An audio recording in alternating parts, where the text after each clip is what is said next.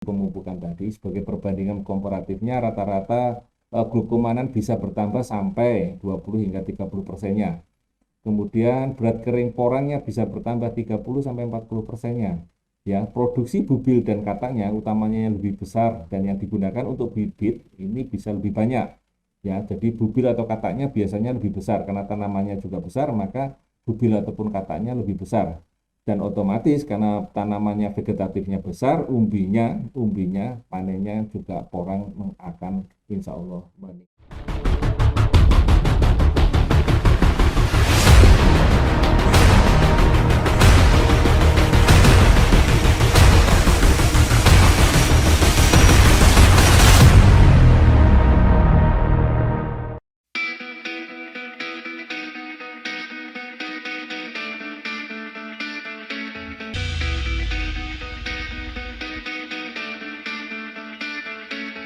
Baik, sahabat-sahabat agro, mitra-mitra dimanapun Anda berada, kita mulai dengan porang ya, dengan porang yang sekarang lagi tren dan banyak orang untuk mencoba menanam porang ya. Jadi saya katakan ini emas dari umbi karena memang harganya menawan dan sekarang pemasarannya pun jadi juga agak mudah ataupun banyak dicari oleh pabrik-pabrik porang ya.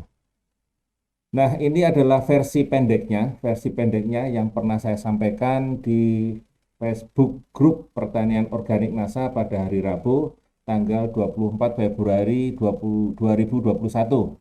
Yaitu kita cerita tentang porang, namun kita cari versi pendeknya supaya nanti mudah dipahami dan mudah dibagikan.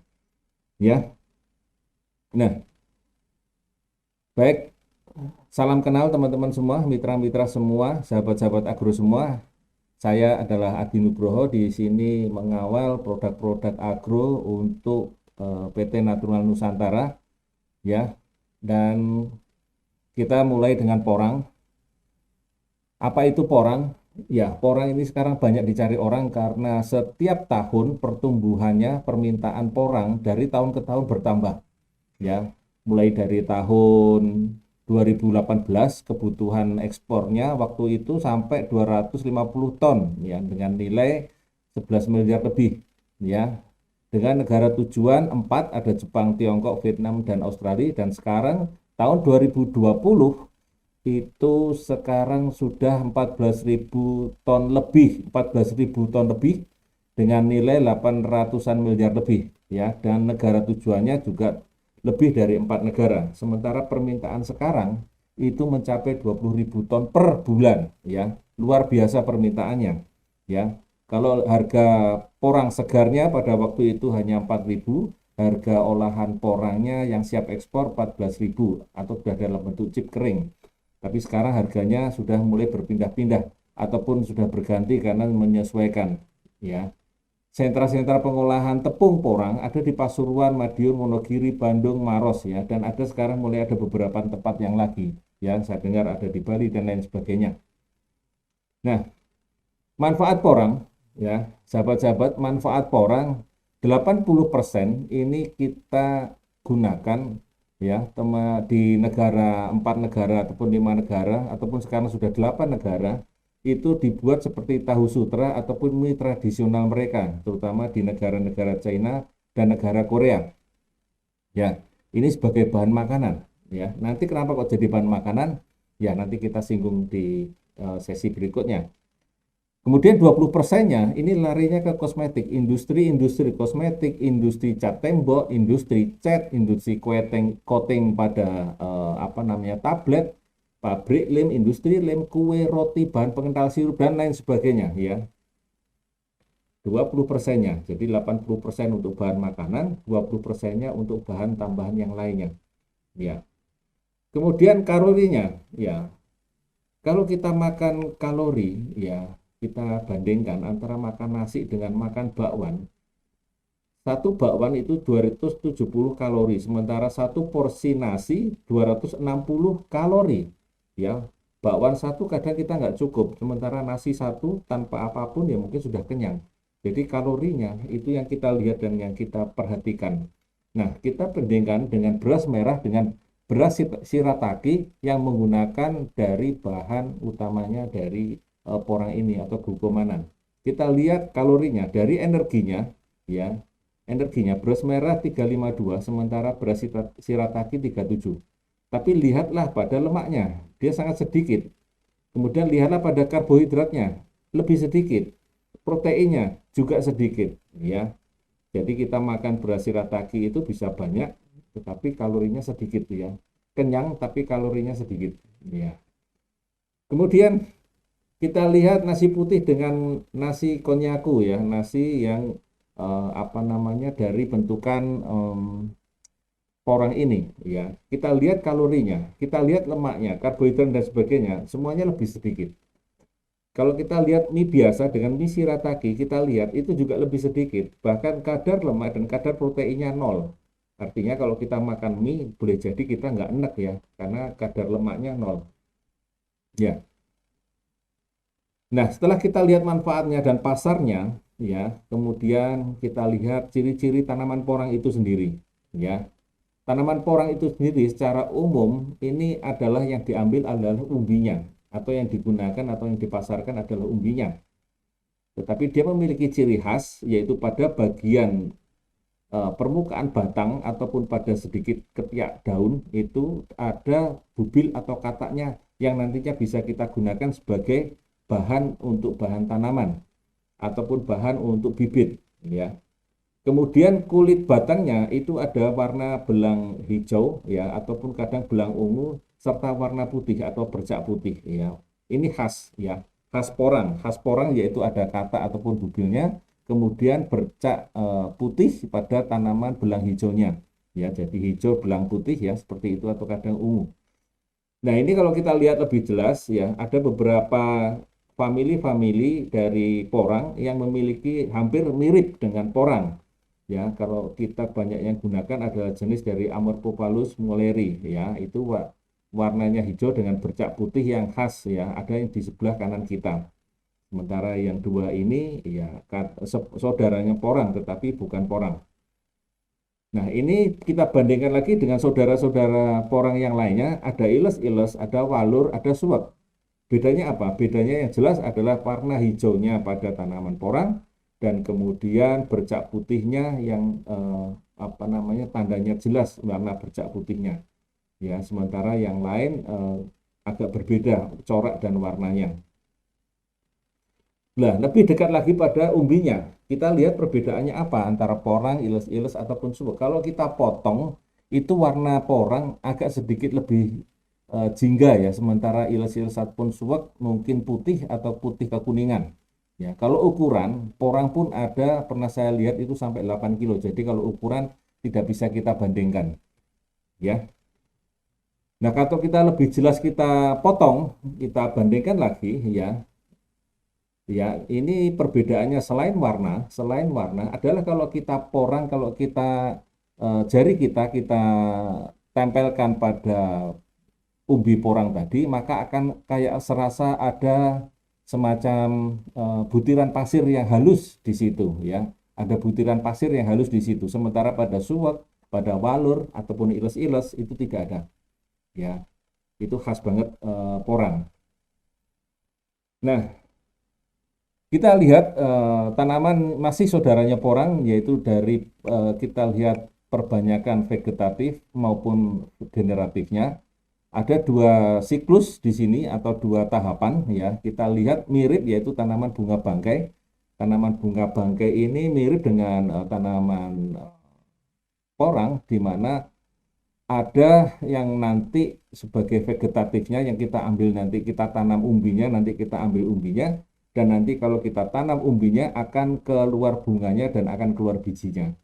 Jadi yang vegetatif kita tanam umbinya akan keluar umbinya, ya. Sementara nanti kalau kita diarahkan ke generatif, maka yang kita ambil adalah nanti bunganya dan akan keluar bijinya. Dan ini juga bisa untuk diperbanyak, ya, melalui biji dari generatif tadi, ya. Jadi ini adalah siklus daripada bunga bangkai yang mirip dengan tanaman porang. Nah, kemudian sahabat-sahabat agro yang kita hormati, teman-teman mitra yang kita cintai, kita perhatikan ada beberapa fase porang di sini ya, ada beberapa fase porang. Yang pertama, menurut Sukmono ya, bahwa porang itu memiliki 4 fase. Yang pertama adalah fase dorman, kemudian fase pertumbuhan batang dan akar, kemudian fase inisiasi dan pengisian umbi, yang berikutnya ada fase tua. Nah, kita lihat nanti kita sambil di depan dalam budidaya kita lihat. Nah, ini adalah pertumbuhan bunga porang seperti tadi, ada pertumbuhan yang lambat dimulai dari awal, minggu-minggu awal itu biasanya agak lambat, kemudian minggu yang berikutnya itu agak cepat, dan kemudian pematangan bijinya kemudian melambat ya. Nah, teman-teman semua, porang memiliki fase pertumbuhan yang tadi ada fase vegetatif dan fase generatif ya. Jadi vegetatif yang nanti akan kita tanam adalah umbinya dan keluar umbinya, dan ada fase generatif kita tanam umbinya akan keluar bunganya ya. Nah, tanaman porang ini ya, tanaman porang ini pada umumnya itu ditanam pada bulan-bulan awal musim hujan ya, seperti bulan Agustus, September ataupun Oktober. Bulan-bulan ini petani-petani porang rata-rata menanam porang dengan harapan pada bulan beremberan, kalau bahasa Jawanya adalah beremberan, itu adalah jatuhnya hujan, maka sudah ada persiapan untuk melakukan pembibitan di bulan sebelumnya. Jadi kalau kita bulan Juni atau Juli Agustus, kita sudah mulai persiapan bahan untuk ditanam, kemudian ditanam pada bulan Agustus atau bulan September. Harapannya adalah kita tidak perlu menyiram tanaman porang ya. Kemudian panen itu biasanya di bulan-bulan April, Mei atau Juni, Juli ya. 4 bulan ini rata-rata tergantung dari kapan kita menanamnya. Nah, sahabat-sahabat semua, teman-teman semua ya, mitra-mitra, pada bulan November sampai Maret ini yang kita sebut yang namanya satu musim porang ya. Ini umurnya kurang lebih 7 sampai 8 bulan ya. Tanaman itu akan tumbuh daunnya, kemudian daunnya layu. Nah, ini yang disebut satu musim porang. Jadi tumbuh daunnya kemudian layu, ini disebut satu musim porang di bulan-bulan sekitar November sampai Maret ya. Ya tergantung kita nanti menanamnya seperti bulan apa. Nah, kemudian setelah Maret, sebaliknya Maret sampai November ini namanya masa dormansi ataupun masa pengisian umbi atau inisiasi ya. Ini biasanya bibit masih di dalam tanah. Jadi begitu tanaman daunnya sudah layu, bubil atau kataknya sudah bisa lepas dari tanamannya, lepas sendiri ya, kemudian bisa diambil, disimpan atau mungkin dijadikan bibit ya. Kemudian bibitnya atau porang yang sudah kita tanam tadi masih ada di dalam tanah, kita tunggu biasanya setelah panen itu 1-2 bulan, kita tunggu sampai pengisian umbinya itu berakhir ya. Ini adalah masa dormansi, inisiasi atau pengisian umbi.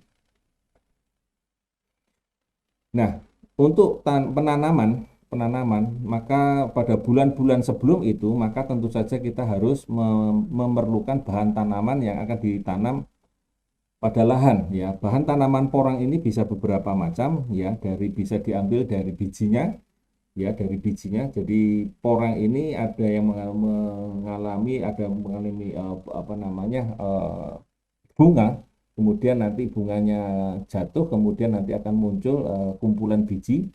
Nah, biji ini bisa digunakan untuk bahan tanam.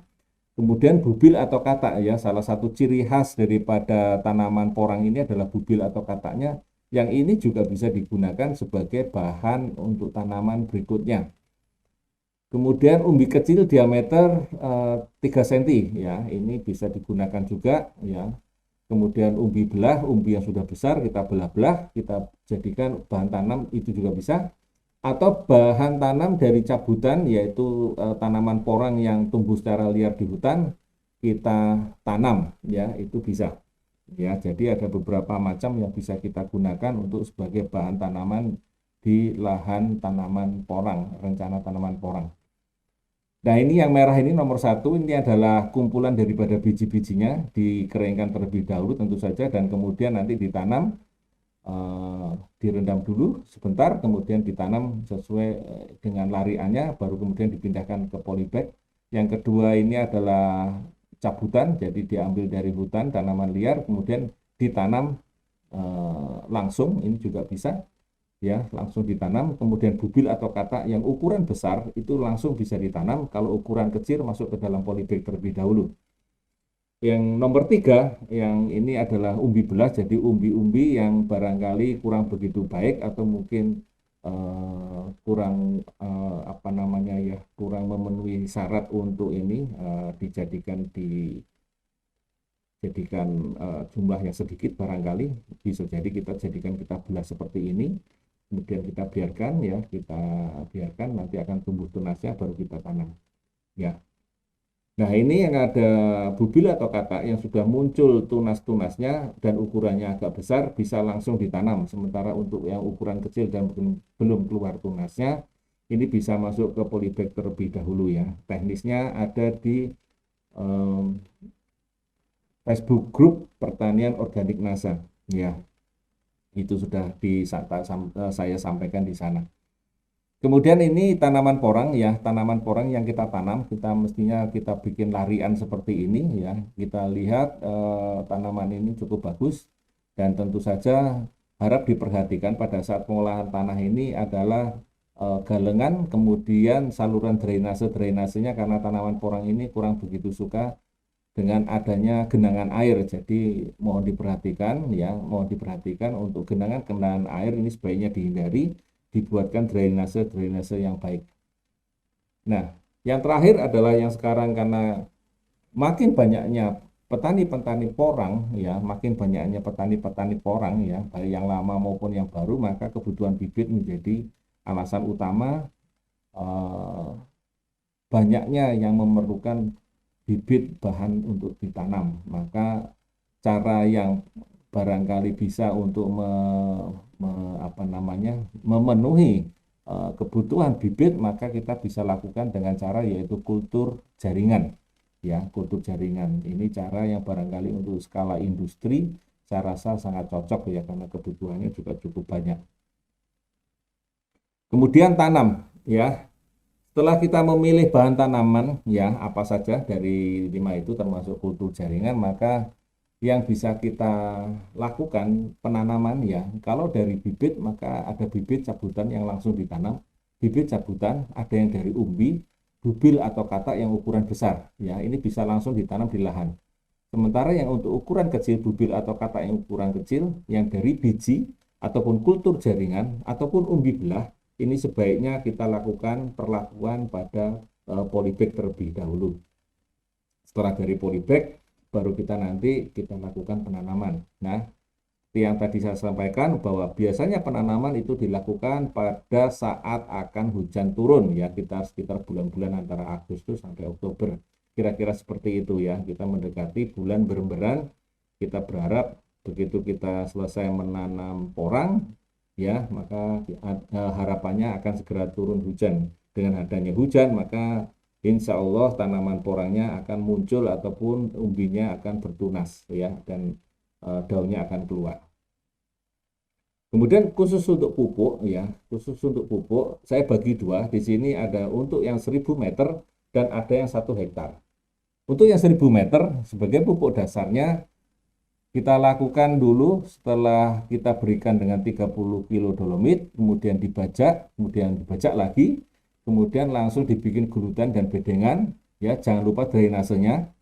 Kemudian kita bisa gunakan juga kohe atau kotoran hewan dari ayam atau sapi atau kambing ya, kurang lebih 3-5 sak ya. Kemudian ditambah dengan 3-5 kotak natural glio ya, ini untuk membantu supaya jamur yang ada di kotoran hewan tadi bisa diatasi dengan natural glio. Kemudian kita bisa gunakan untuk yang di pupuk dasar di awal adalah 10 kilo Organindo granul atau 2 kilo Supernasa ya, 2 kilo Supernasa, dan ini diberikan ditanam di sekitar tanaman ya, berjarak kurang lebih sekitar antara 7-10 cm lah ya. Ya, biasanya bibit itu ditanam dengan kedalaman tidak terlalu dalam, yaitu sekitar 10-15 cm dari permukaan tanah, dan pupuk ini diberikan ditanam di sekitar tanaman ya, berjarak antara 7 sampai 10 cm ya, kurang lebih ya. Ini jangan terlalu dekat ya, nanti dikhawatirkan panas ya. Jadi agak sedikit tidak terlalu dekat tapi juga tidak terlalu jauh. Nah, dolomit ini fungsinya adalah untuk membantu meningkatkan pH atau meningkatkan keasaman, karena kita tahu biasanya para petani pemula tanaman porang ini biasanya menanam di lahan bekas, barangkali bekas padi atau mungkin barangkali bekas jagung ataupun tanaman yang lain. pH-nya rata-rata kadang-kadang masih agak tinggi, maka dolomit tadi cukup membantu untuk menaikkan keasaman tanahnya ya, karena tanaman porang ini juga memerlukan pH yang mendekati normal, itu lebih baik. Kemudian kotoran hewan atau pupuk kandang ini bisa kita sesuaikan dengan kondisi setempat atau kondisi daerah setempat. Yang pasti upayakan sudah matang atau asal sudah matang, yaitu sekitar 5-6 bulan setelah diperam. Jadi sudah tidak berbau, sudah tidak berwarna, dan sudah remah ya, sudah hancur ya. Bukan masih panas. Kalau masih panas berarti masih ada proses fermentasi yang dikhawatirkan ada jamur yang masih tertinggal di situ ya, atau mungkin prosesnya masih belum selesai sehingga tidak bisa dimakan oleh tanaman porangnya. Jadi prosesnya belum selesai. Nah, setelah itu sudah matang baru kemudian dicampur dengan natural glue sebagai anti jamurnya dan sekaligus membantu untuk mencegah jamur itu datang ya. Kita tahu kotoran hewan ini juga membawa yang namanya jamur-jamur, nah itu bisa kita netralkan dengan natural glue ini. Kemudian supernasa ataupun organindo granul tadi diberikan 2 kali. Jadi dosis tadi itu digunakan untuk 2 kali.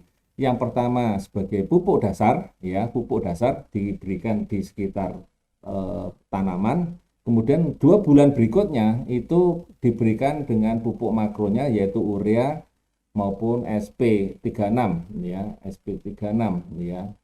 SP36 sebanyak 5 gram per lubangnya, ureanya 10 gram per lubangnya atau per tanamannya ya. Jadi setelah 2 bulan diberikan supernasa ataupun organindo tadi diberikan bersamaan dengan pupuk makronya ya. Jadi dibagi 2, yang tadi dosis tadi dibagi 2. Kenapa kita masih menggunakan pupuk makro ini? Karena kita tahu bahwa penggunaan pupuk makro ini, kalau lama-kelamaan tanaman itu kita gunakan, maka tanaman tadi akan menyerap makanan dari tanah. Lama-kelamaan tanah tadi unsur haranya berkurang sehingga menjadi miskin hara. Jadi apapun tanaman yang ditanam di situ maka akan terjadi kekurangan hara. Ya, kekurangan hara dan perlu ditambahkan hara dari luar ya. Kemudian tanaman porang ini ya, dia akan diambil umbinya, maka dia akan membutuhkan makanan dan dia akan membutuhkan energi ya. Energi ini didapatkan dari hara yang kita berikan ya, karena di lahan tadi sudah berkurang dan banyakkan habis, maka perlu ditambahkan tambahan yaitu urea maupun SP36 sebagai tambahan energinya ya, di samping supernasa maupun organindo granulnya ya. Itu memberikan energi yang luar biasa dan memberikan manfaat yang luar biasa untuk tanaman porang. Nah, itu untuk di bagian bawahnya ya, sahabat-sahabat, teman-teman semua, mitra-mitra semua. Nah, untuk atasnya kita bisa lakukan dengan penyemprotan ya, VOC NASA 3 tutup dengan hormonik 3 tutup per tangkinya untuk 12-15 liter air. Ya, ini setiap 10-15 hari sekali bisa kita semprotkan. Tujuannya apa? Tujuannya adalah daunnya nanti diharapkan akan lebih cepat tinggi. Kemudian nanti proses pembentukan bubil ataupun kataknya bisa jauh lebih baik, sehingga nanti kita bisa mendapatkan bubil atau katak yang besar-besar ataupun bisa untuk digunakan sebagai bibit ya. Jadi bisa juga untuk membantu mengatasi ya kelangkaan bibit pada saat ini dengan penggunaan VOC NASA maupun hormon ini supaya bubil atau kataknya menjadi lebih besar. Kemudian tanamannya juga lebih besar sehingga fotosintesanya akan lebih banyak, lebih baik. Maka kalau fotosintesanya lebih baik, penyerapannya akan jauh lebih baik, maka insya Allah umbinya akan menjadi lebih besar ya.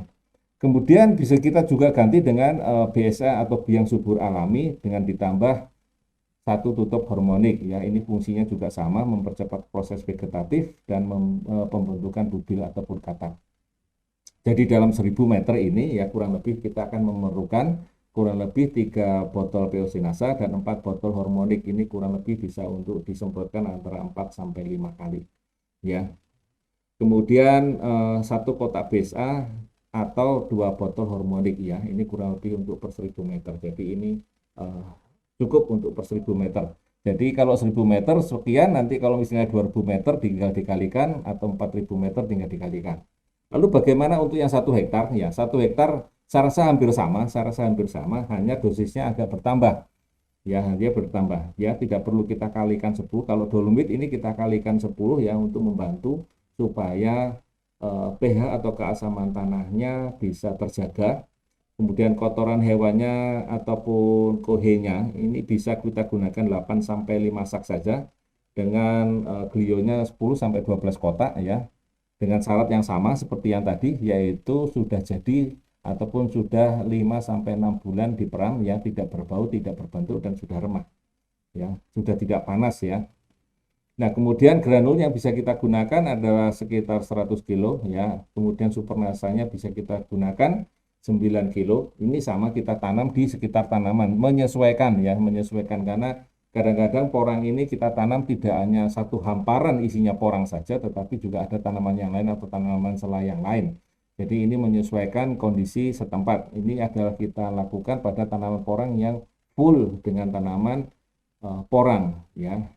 Kemudian pemberiannya sama seperti di 1000 meter tadi, Supernasa maupun Organindo tadi dibagi dua, kemudian diberikan 2 kali. Yang pertama sebagai awal tanam, yang kedua adalah 2 bulan setelah tanam bersama urea 10 gram dan SP36-nya 5 gram ya per tanaman ataupun per lubang. Nah, kemudian panen. Biasanya panen porang ini pada bulan April sampai Juli ya, kurang lebih seperti itu. Dengan ciri-ciri adalah jika daunnya sudah kering dan jatuh. Nah, daun yang kering sudah jatuh ini biasanya bubil atau katanya sudah bisa lepas dan bisa dipanen. Jadi jangan dipaksa bubil atau katanya ini dilepas dari daunnya karena nanti kalau itu digunakan sebagai bahan untuk tanaman hasilnya kurang begitu bagus ya. Kemudian setelah ciri-ciri siap panen tadi sudah ada, nah biasanya umbinya didiamkan sekitar 1 sampai 3 bulan karena ini memasuki masa dorman atau inisiasi yaitu saat pengisian umbi. Jadi jangan langsung diberikan langsung diambil ya, biasanya dibiarkan dulu kurang lebih 1 sampai 3 bulan di eh, apa namanya dibiarkan untuk umbinya terisi penuh. Nah, kalau kita mau menggunakan dengan power nutrisi kita gunakan bisa setelah 3 bulan ya. Setelah 3 bulan kita masukkan power nutrisi atau mungkin kita semprot dengan Fruitop. Itu kita lakukan setelah penanaman 3 bulan ya. Setelah penanaman 3 bulan bisa kita tambahkan, yaitu tambahkan dengan power ataupun kita semprotkan dengan Fruitop. Ya. Nah, ini untuk panen yang satu musim ya, satu musim. Kalau itu kita biarkan lagi, maka nanti akan kita pupuk lagi dan akan kita panen 1 kali lagi atau 2 kali lagi ya, bisa 1 musim atau 2 musim lagi. Jadi kalau misalnya tanaman porang ini biasanya yang bagus adalah dipanen 2 kali. Jadi tahun ini 1 musim, kemudian dilanjutkan pemupukan berikutnya tahun berikutnya setelah 2 tahun biasanya baru dipanen semuanya. Semua umbinya baru dipanen ya. Jadi kita kadang-kadang ada juga yang sampai manennya itu 3 kali, 3 musim maksud saya ya, tiga musim. Jadi panen yang pertama sudah ada ciri-ciri daunnya jatuh dan seterusnya, kemudian pada waktu mau mendekati musim hujan dipupuk lagi, kita biarkan lagi, semprot lagi, kemudian nanti siap panen lagi, kemudian itu sudah 2 musim, kemudian di musim hujan dipupuk lagi, kemudian sampai nanti biasanya April dan Juli, sampai bulan Juli baru dipanen. Nah, itu baru kemudian kita jadikan chip atau mungkin langsung kita jual ya. Begitu seterusnya. Nah, ini ada beberapa kesaksian dari teman-teman mitra di mana hasilnya luar biasa ya. Hasilnya cukup luar biasa untuk tanaman-tanaman vegetatifnya. Ya, pembibitannya juga luar biasa yang menggunakan polybag ya, yang menggunakan polybag. Nah, ini adalah baru 7 bulan panen, ya baru 7 bulan panen, ini baru menggunakan salah satu kalau tidak salah POC NASA saja. Jadi bisa maksimal dengan tambahan-tambahan yang tadi. Ya. Lalu apa kelebihan kita dengan menggunakan teknologi tadi, teknologi pemupukan tadi, sebagai perbandingan komparatifnya rata-rata glukomanan bisa bertambah sampai 20 hingga 30%-nya. Kemudian berat kering porangnya bisa bertambah 30 sampai 40%-nya.